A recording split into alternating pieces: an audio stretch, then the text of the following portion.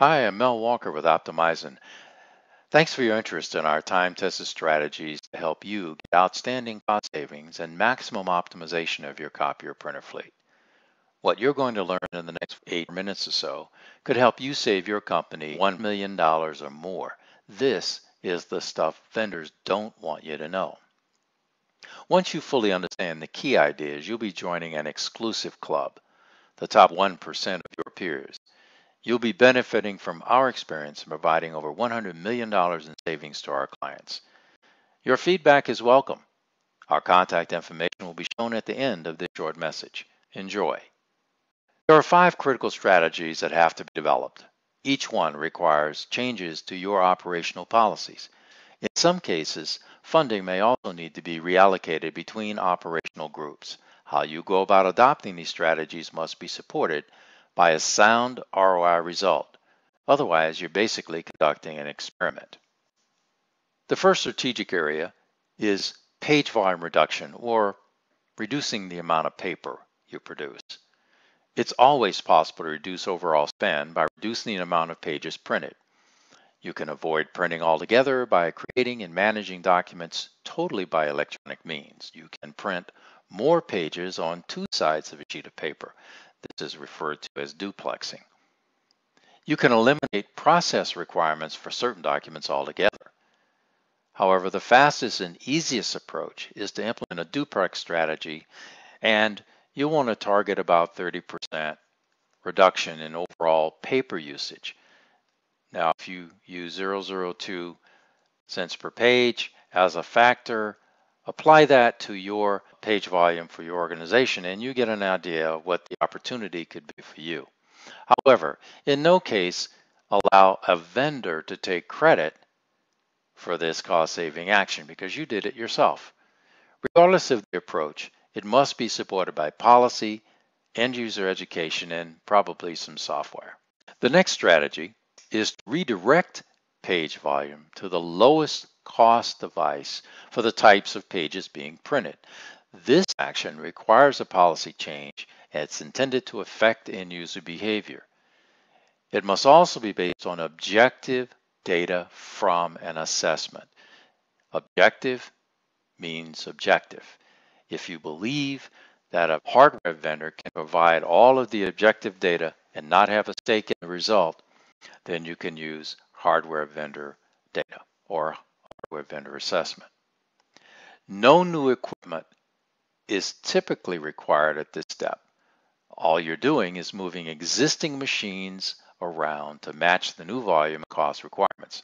However, you still must support this set of decisions by policy, end user education, and maybe some software. But keep in mind, your fleet utilization could still and most probably will be incorrect.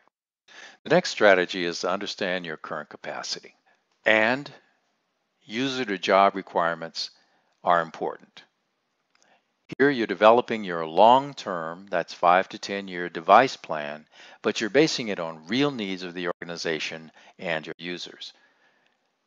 Your objective assessment data should tell you what your current utilization is for each device.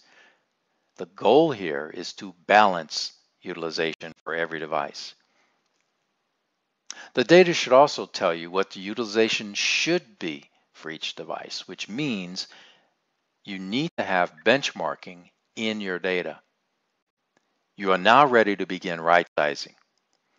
Collecting solid end user requirements is really important right now. Those become important parts of the RFP specifications. Purchase of some new equipment is typically necessary as a result of this step. This will require additional policy considerations as well. What you do here is reduce equipment cost per page by maximizing utilization to enable your organization to have the right machine in the right place for the right person and the right purpose. These requirement sets get you ready to develop a solid RFP. Next, you have to keep in mind that it's best value, not lowest price, that's the ultimate goal. Now you begin developing the actual requirements, specifications, and terms and conditions that will make up your RFP and the resultant contract. You want the right hardware, software, service contracts, and terms. Use of master contracts or contracts developed by other organizations can never deliver the degree of optimization and cost reduction that can be achieved by doing your own RFP. This should drive a highly competitive process. The more vendors that participate, the better it is for you. But you do not ever want bundled CPP or cost per page pricing. This merely hides forever your ability to determine your real costs and savings over time. That will have been deftly hidden inside the vendor's profit. You want component level quotations from local, regional, and national vendors. This allows apples to apples direct comparisons to take place during the bid evaluation process. Vendors hate this. Many vendors will tell you at this point to forget everyone else. Their managed print services program will deliver all that you need.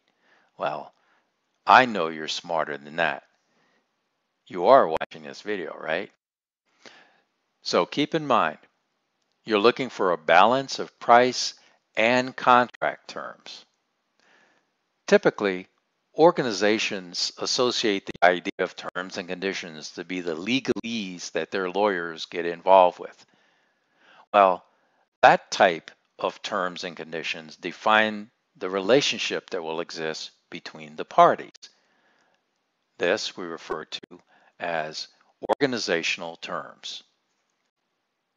The terms would define how the acquisition will take place, as well as the exact technology specifications we call the acquisition terms. The terms that define how the vendor will be measured in order to determine if you're getting what you requested in the RFP, we call service level terms. Now, the terms that define the consequences for the vendor for not delivering in any of the above categories, we call management terms. All of these must be agreed to by the winning vendor because they will set the stage for ongoing fleet management. Now, once the contract is awarded, the vendor and the contract must be managed against all of the RFP contract terms. Those are the 4 categories of terms we discussed earlier. This means methods must already have been put in place to measure each of the requirements against agreements and benchmarks. Just reviewing a report quarterly or annually is not sufficient. Constant attention must be paid and real-time adjustments made with administrators, users, vendors, and the contracts themselves to the things that matter and can disrupt the 4 opportunities we've discussed already. That is, minimize volume, redirect output, balance your utilization, and equipment and contract pricing. If poor attention is given after the contract is signed, actual costs will begin to increase at a rate of about 8% per year. This is what we found in almost every client. We call it cost creep. Cost creep is why vendors can keep coming back to you and say they can save you 10 to 30% over your actual spend. Why? Because your spend has increased 8% per year. By using these strategies we've overviewed here, cost remains constant. Additional reductions are only possible by changes in business operations or business need. It's important to keep in mind now that each of the levels of the strategies we've discussed builds on the policies developed by the preceding area. The result is cumulative leveraging of cost reductions over time. This works every time. To learn more, just download our white paper, or better yet, just give us a call. Thanks again for your interest.